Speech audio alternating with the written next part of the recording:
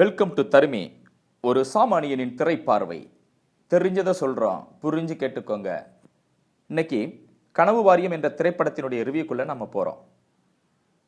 வெற்றி பெறும் வரையில் முயற்சி செய்பவனே சாதனையாளன் என்பதற்கு உதாரணமாய் விளங்கும் நாயகன் தான் அருண் சிதம்பரம். இவன் மேற்கொள்ளும் ஒரு அறிவியல் ஆராய்ச்சி தான் படத்தினுடைய மையக்கரு. இந்த கனவு வாரியம் திரைப்படத்தை எழுதி இயக்கி கதாநாயகனாக இவர் நடித்திருக்கிறார்.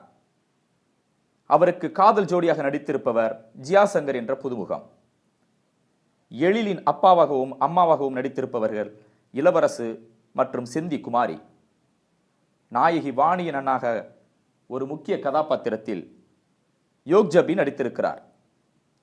தன்னம்பிக்கையை வளர்ப்பவராகவும் ஊக்கம் தந்து உதவுகிறவராகவும் பேராசிரியர் ஞானசம்பந்தன் வருகிறார். எழிலின் நண்பனாக அவ்வப்போது காமெடி நடி வீச வருகிறார் பிளாக் பாண்டி. நிறைய சிறுவர்களும் நிறைய துணை கதாபாத்திரங்களும் இந்த படத்தில் வருகிறார்கள். இப்பொழுது திரைக்கதைக்குள் போகலாம். வானம் பார்த்த பூமியில் ஒரு அரசு பள்ளியில் 8ஆம் வகுப்பு படிக்கும் சிறுவன் தான் எழில்.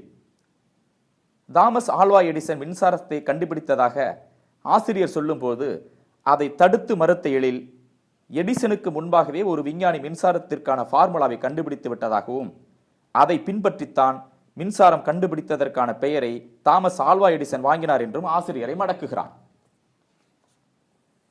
அந்த இடத்திலேயே எழில் ஒரு சிறந்த அறிவாளி என்பது எல்லோருக்கும் புரிகிறது.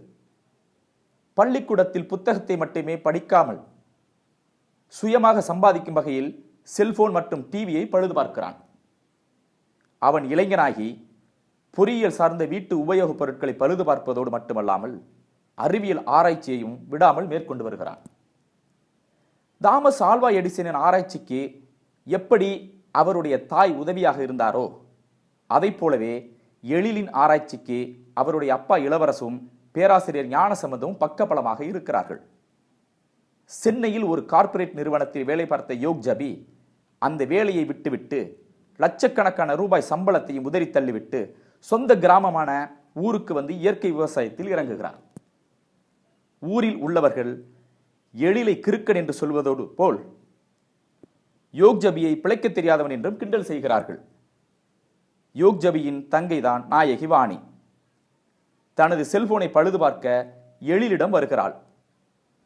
பழுது பார்க்க வந்தவனை அவனுக்கு பிடித்து போக காதலிக்க துவங்குகிறான். வாணி இதை கண்டுகொண்டாமல் இருக்கும்போது அவளுடைய செல்போனை கோவில் யானை ஒன்று முழுங்கி விடுகிறது. யானையின் சாணத்திலிருந்து எடுத்த எழில் அதை சரி செய்கிறான். வேஸ்டான பொருட்களை சேகரித்து எப்போதும் ஆராய்ச்சியில் ஈடுபடும் அவனை அவள் கவனிக்கிறாள். அவன் ஒரு சிறந்த அறிவாளி என உணர்ந்து அவளும் காதலிக்க துவங்குகிறாள். இதற்கு அவளுடைய அண்ணனும் காதலுக்கு ஆதரவு காட்டுகிறார்.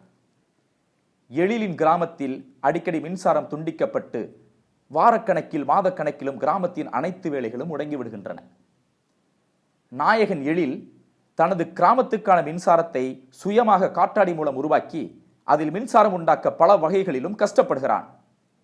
இதற்கு வாணி பணம் தந்து உதவுகிறாள். நண்பனும் துணையாக இருக்கிறான். எழில் பல தடைகளை தாண்டி ஆராய்ச்சியில் வெற்றி பெற்றானா, பல இடையூறுகளை கடந்து வாணியின் அண்ணன் இயற்கை விவசாயத்தில் விளைச்சல் கண்டாரா என்பதே மீதி கதை. கனவு வாரியம் இந்தியாவில் திரையிடப்படுவதற்கு முன்பே பல சர்வதேச விருதுகள் பெற்று மக்களின் கவனத்தை ஈர்த்துவிட்டது. மலையிலிருந்து சீராக விழும் அருவியைப் போல அழகான கிராமத்து பிஞ்சுகளின் விளையாட்டும் அதற்கான பாடலும் இசையும் அருமையிலும் அருமை. இசையமைப்பாளரின் பங்கும் ஒளிப்பதிவாளரின் பங்கும் படத்திற்கு மிகப்பெரிய பக்கபலம். பாடலாசிரியர்கள், படத்தொகுப்பாளர்கள் அனைவரின் பங்கு மிக நேர்த்தி. கனவு வாரியத்தை மனதால் எண்ணும் போது அது ஒரு நல்ல நினைவு வாரியமாக நமக்கு தோன்றுகிறது. இந்த படம் மிகச்சிறந்த ஒரு அழகான திரைப்படம். மேலும் எங்களுடைய ரிவ்யூ உங்களுக்கு பிடிச்சிருந்தா எங்க சேனலை சப்ஸ்கிரைப் பண்ணுங்க. நன்றி, வணக்கம்.